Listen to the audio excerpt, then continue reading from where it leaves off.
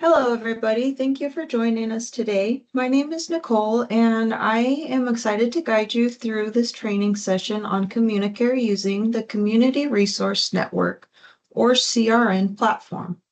What is Wyoming Communicare? Communicare's all-in-one platform transforms service delivery through intelligent assessments and our closed-loop referral system, ensuring clients get exactly what they need when they need it. This collaboration effectively bridges service gaps, creating continuous care circle of care. Your organization now has access to a wider network of resources, collaboration with other organizations, better tracking of clients and their referrals, and contributing to the community's collective knowledge.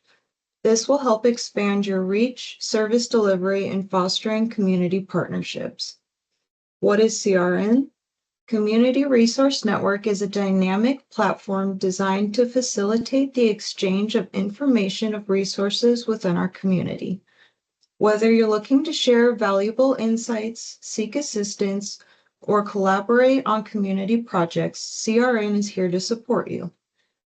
In today's session, we will cover an introduction to CRN and understanding the platform's purposes and benefits, navigating the platform in a step-by-step guide on how to use CRN effectively, best practices, tips, and strategies for maximizing your experience on CRN, and a Q&A session to address any questions or concerns that may be had.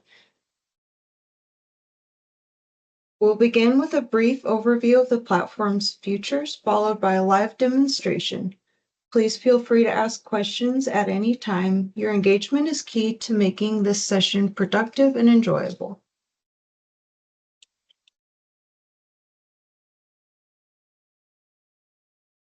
At this time, we've logged into the Communicare platform, or CRN, and you'll notice that you have a top bar menu here. The first item in the menu is going to be a client registry. This is going to be where you will search for your clients, and we'll get into that in a bit. Under that, you'll have your resource directory, and this will be where all of the resources that are in the Communicare website will live. Next, you have a button for case management tools.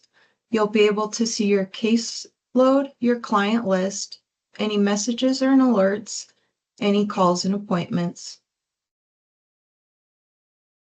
You'll also have access to a reporting library with specialized reports and other analytics that your organization may need. You'll also see that you have access to some admin tools and entity tools, as well as some CRN regional admin tools, depending on your role in the system, and we'll get into that as well. Next, you'll see here that you have an accessibility menu, and this will be for those who might need a little bit of an extra assistance in navigating through the system.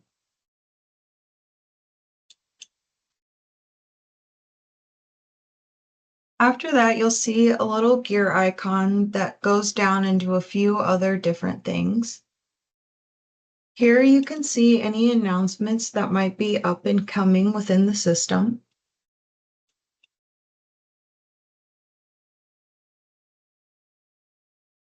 Here's where you can switch your alerts to what kind of notifications you'll get within the system.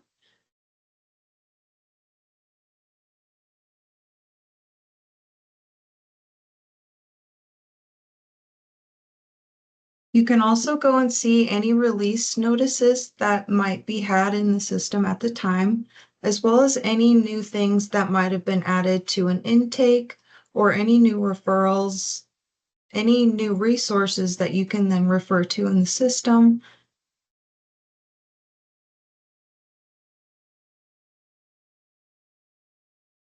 Here you'll have your CRN support. This is where you'll be able to submit a ticket if you're going through the system and notice that anything is either missing or not working correctly. We do, however, recommend that you reach out to the Communicare staff first, so that way we're not plugging up anybody else's platform and we can get the best support the most effective way.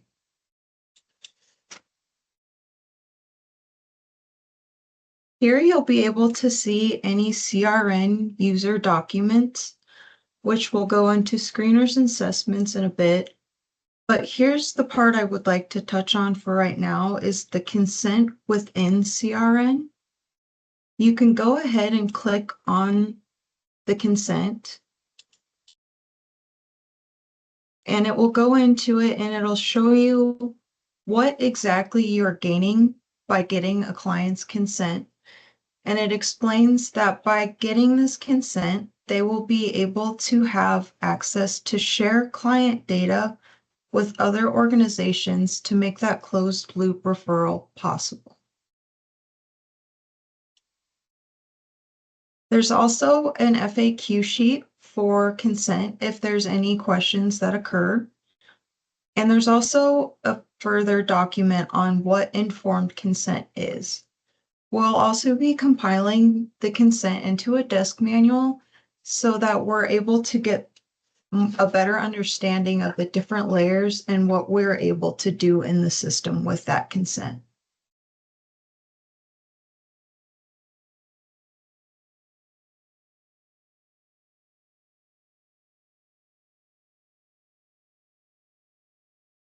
So I went ahead and I went back home to take a look at what they call their dashboard.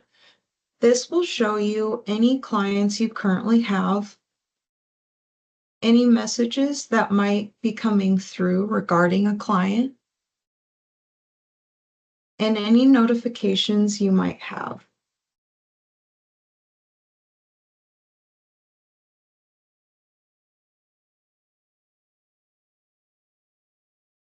To search for a client, you can go to the client registry first. When you're searching for a client in the system, note that you will have to either do last name and date of birth, or last name, phone or email, and CRN ID.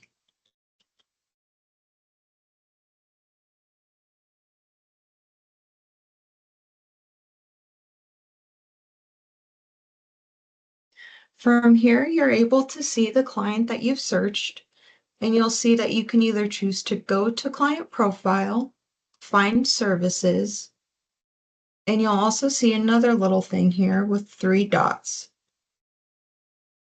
If there was 2 Billy Smiths that were to come up in this search, I could flag as a possible duplicate here. And what that would do is it would send a notification to the CRN staff, and it would let them know that they need to go over a few client records to verify that it is the same client, and then they would merge those records. It's important to verify the client information in both records before you flag as a possible duplicate, because there is no way to undo that or unmerge a client record after it has been done. You'll see here there's also an option for a send request for self-assessment, and we'll get into what that means in a little bit as well. If a client did not show up in this search, I would hit this See More Matches button. And what this does is it searches a deeper master patient index.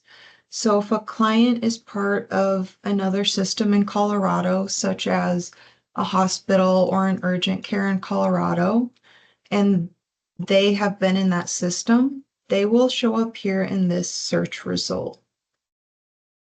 If a client does not show up, you'll be able to create a new client, and that is the only place that you will see this button. So it is important to make sure that you verify in that master patient index that your client is not there.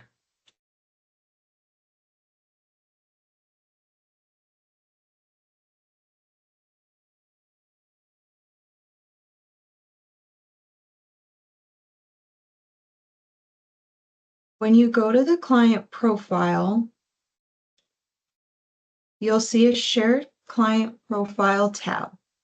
In there, you'll see an overview and care team. And this is just the basic homepage of that client. Underneath that will be your personal demographics. And you'll be able to track any client data here. You can also track if the client has a caregiver or a guardian if they are underage, or maybe if they need some assistance with legal advice or guardianship in that sense. Here's where you'll see the intakes for the individual. If your organization uses more than one intake, you'll be able to see them here in the drop-down bar.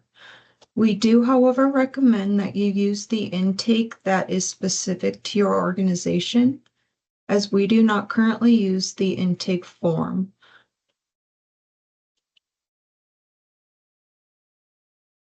Here you'll see household and social graph.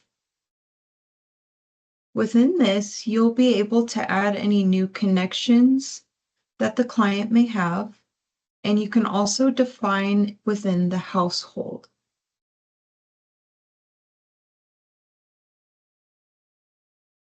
You can see if they are an emergency contact or not. You can edit the connection, delete the connection, or deactivate the connection. If you do go to add a new connection, you would type the information in here that you would like to be projected and select anything that's relevant to the client. And here's where you would be able to list as an emergency contact, permission to contact for services, needs, and goals, or if that relative is deceased.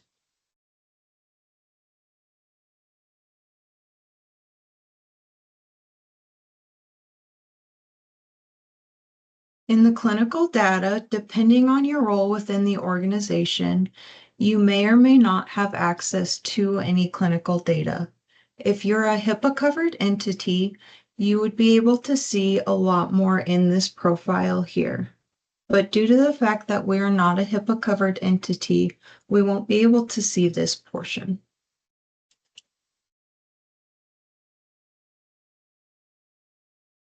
The same will go for the behavioral health records.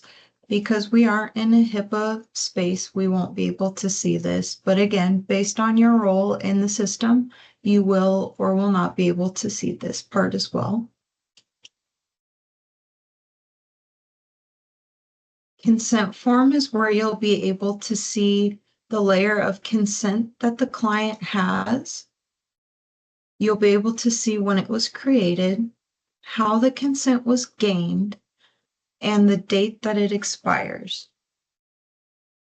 You'll also be able to see how it was signed. So by this one, it was approved by text message, and it was Billy himself that accepted it, not a caregiver or a guardian.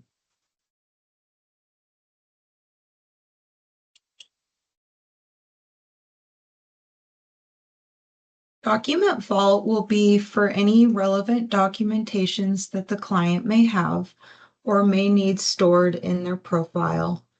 This could come in handy for those that do case management or those that help in assistance of finding things like LEAP or anything that might be income restricted. After the shared client profile, you'll see a case activity dropdown. In this, you'll be able to see any programs and services that the client might be associated with. So you can see here there was a referral by 211 Communicare. You can also see that there's the option to assign a new program. And you can choose what that program might be, what the category would be for the program you're referring the client to, and the status of that.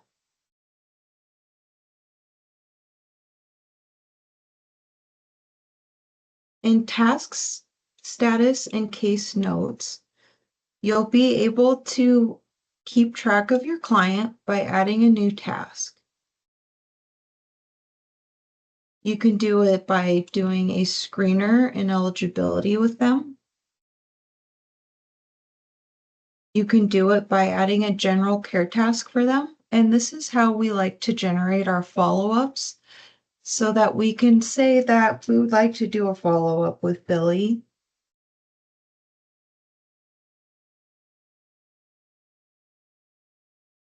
And we want it to be 3 days from now, which is a typical time frame for 211 staff to conduct a follow-up.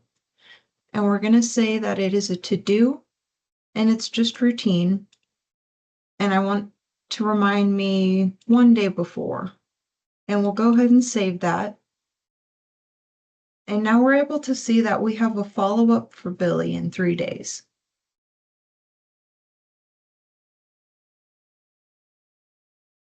If we go back to the task status and case notes and add new care task again, we can get to add a new case note.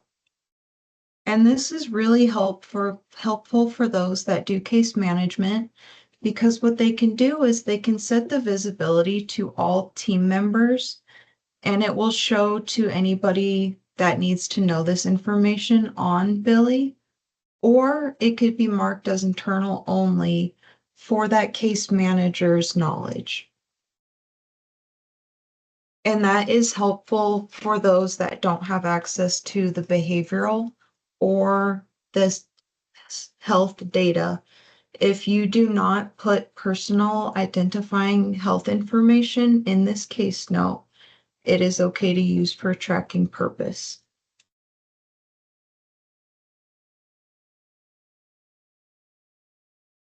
You can also get to the referrals from here to see everything that Billy has been referred to, and if it has been complete, accepted, or requested for the client. Calls and appointments. This is a nice thing to use if you are working with a client that needs more than one agency on deck at the time. So if I'm dealing with Billy and I'm conducting a follow-up as a case manager, but I think that it would benefit Billy if his doctor from Cheyenne Regional was at this appointment, I could go ahead and set up an appointment with Billy, Cheyenne Regional, and myself, and we would be able to make an appointment and meet with Billy together.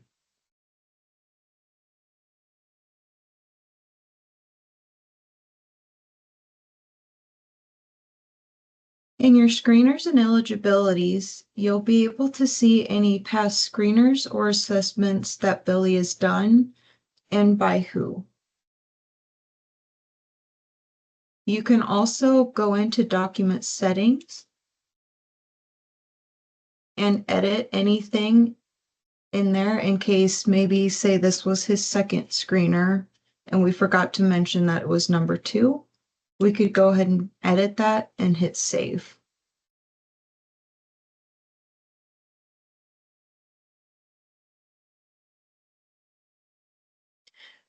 Currently, client goals and service tracking is in development, so we're asking everybody to not use that right now, but it is coming down the road. In messages and alerts, you'll be able to see everything that's going on in Billy's client profile. You can see the care team messages for Billy. You can see any alerts that have happened for Billy. And you'll see here that you have the option to add a new message as well.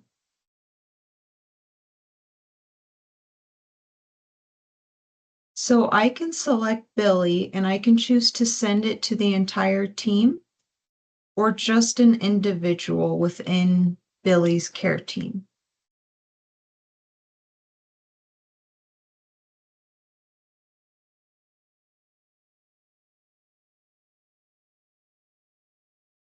So this is Billy's one view. And this was conducted by doing a screener with the HCMS.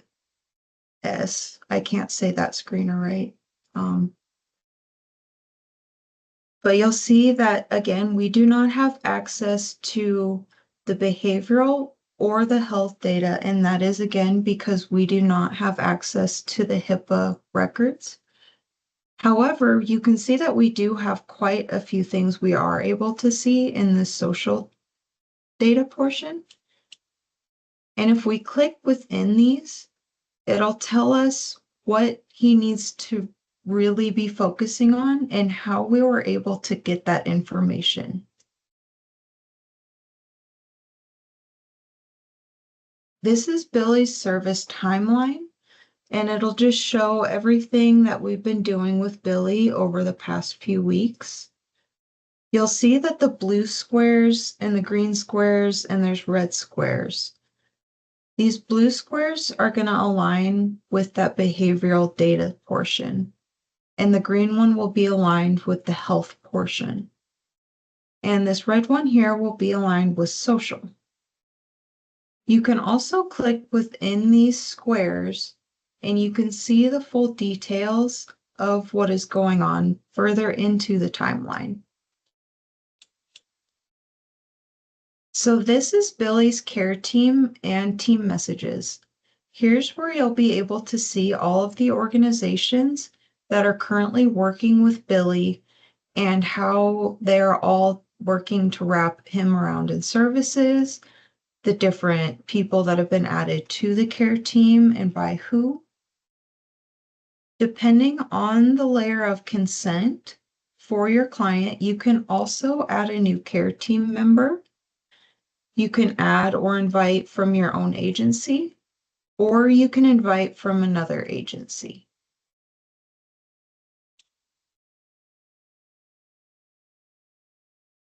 Under Billy's One View, you will see that there is a little button here that says Test. This is what is called a safety flag and protective measures. So if I wasn't able to see Billy's social data or his behavioral data, but there might be something pertinent for me to know, such as if he had a seafood allergy or if he was diabetic, we might be able to put something in these safety flags so that those of us who need to know this kind of information can still know it, but without breaking any HIPAA violations. Under his service timeline, you'll see an Add New Care Task button. And again, this will just bring you up to his demographics, any intakes, any referrals, screeners, programs, client goals, appointments, notes, tasks, and managing a care team.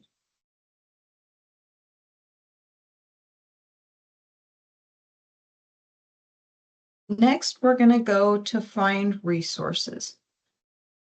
You can see under this, I have a few that are immediately available to me. And that is because those are my resource favorites. And how I was able to do that was I went to the resource directory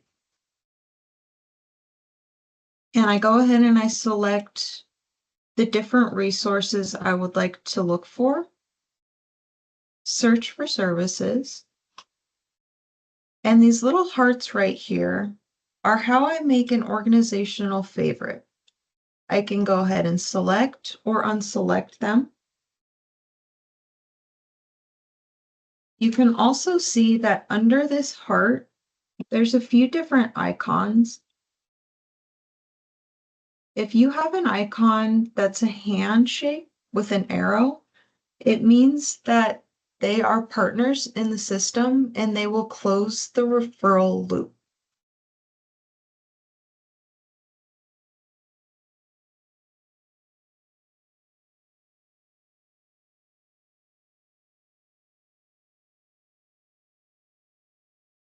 I'm going to look for some other icons so that I can explain what the other icons will be as well.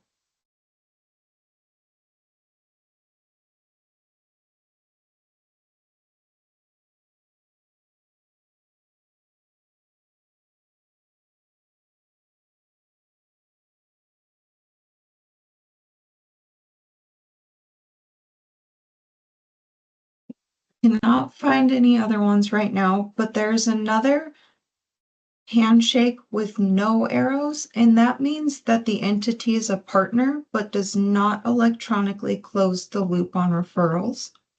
There's another icon that looks like a little broken chain, and that means that the entity receives referrals via email or fax, but they are not a partner and they do not electronically close the loop.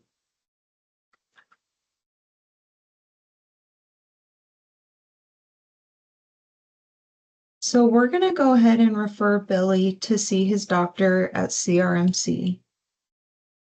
And you'll see that there are a few different options.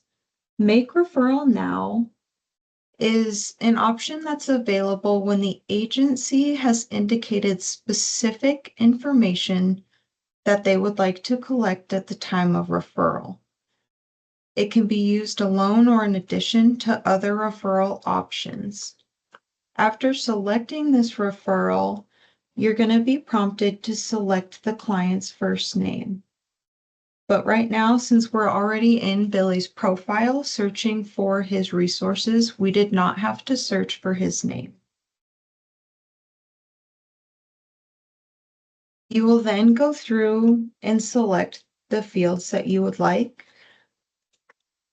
We're going to say that he just is going for a doctor visit.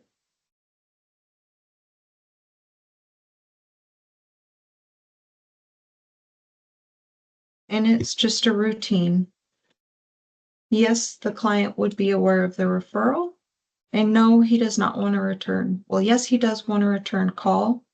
I'm going to set this to all team members because I want everybody on his care team to know that this referral has been made and he's going to see his doctor for a checkup. And we're going to go ahead and hit send. You could also use save as a draft if there was a document or something that you needed to upload, but it hasn't come through yet. You could save it as a draft until you have that document, and then you would open that back up again and attach the document.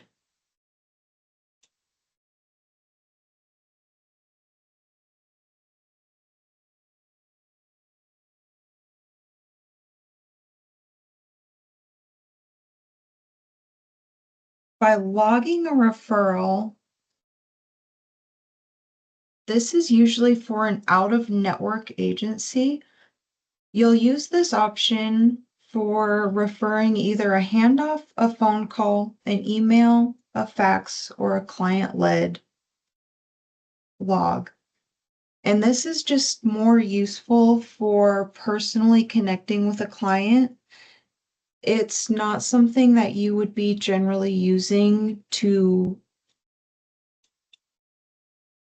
It's not something you would be using for a closed loop referral.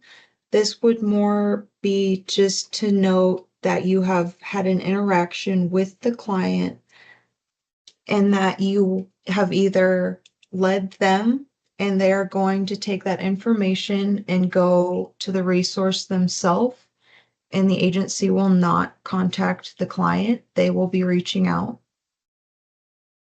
This will also be used for those out-of-network resources with that little broken chain icon I was bringing up earlier. So if we're referring to one of those agencies, here's where we would be able to say that we made the referral via email to an out-of-network, out-of-partner resource. And it's same with handoff and phone call. It'll just be that out-of-network resource that you're just logging it for. You can also see that there's an option to add to a referral packet. If you select that option, you can click a few different resources to compile. After you've selected a few, you'll see here that there's been 4 agencies selected. You'll then compile the referrals. You'll see here that we can send via text message or email. This is where you'll be able to type in the client's phone number or email, and it will get sent to them, especially if they're dealing with a case where they were needing food assistance, housing assistance, and maybe some mental health assistance. And it's just a lot for them to remember the agencies they might have been referred to. They can always go back to their client referral packet that was either texted to them or emailed to them, and they'll be able to see it. If you deal with clients in person, you'll be able to print it and they can take that home with them as well. You can also see here on a map that there's a little person icon here, and that is how close my client is to all of the resources I've selected for them today.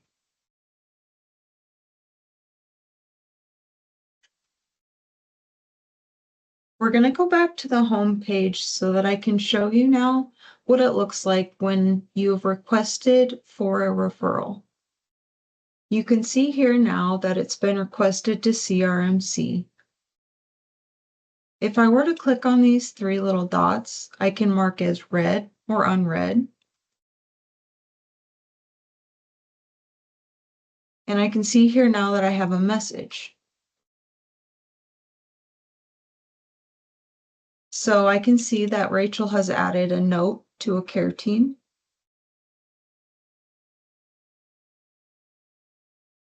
If I click on this requested right here, I'm able to go in and see what has happened with the referral. I can choose to forward this referral, and I can choose the agency I'm forwarding it to. So maybe if I was referred to by CRMC and they wanted me to provide behavioral services, I would say I need to forward this to a different agency because I myself do not provide behavioral resources. I can assign, and what this means is if I'm a gatekeeper for the organization, I will be receiving all of the notifications that the system sends and all of the referrals that are coming into me. So I can go ahead and assign to somebody else in my team. And that way, not everybody is getting all of the requests for services, and we're all aware of who's supposed to be handling what request and when. There's also an option to just accept. And you can see here that there's several different things that you can say to accept. You also have the option to decline, along with a few other options that you can provide as well.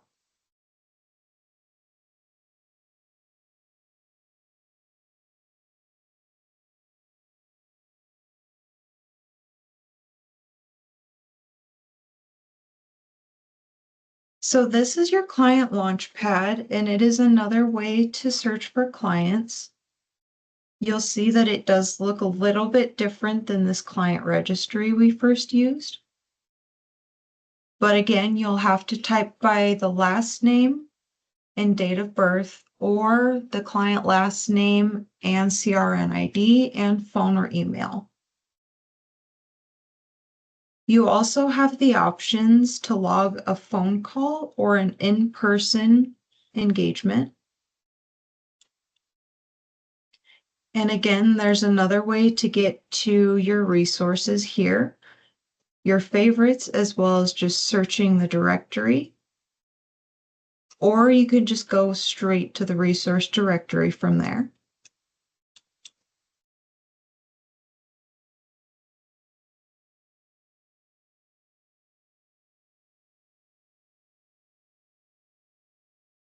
I'm going to go ahead and show you how to provide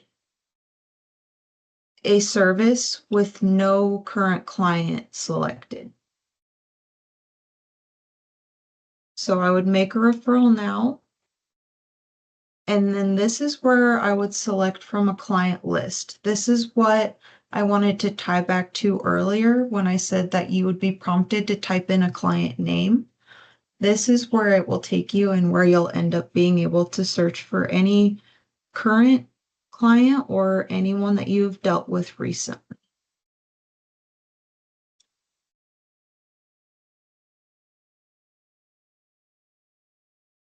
And I do believe that is all I have for the moment.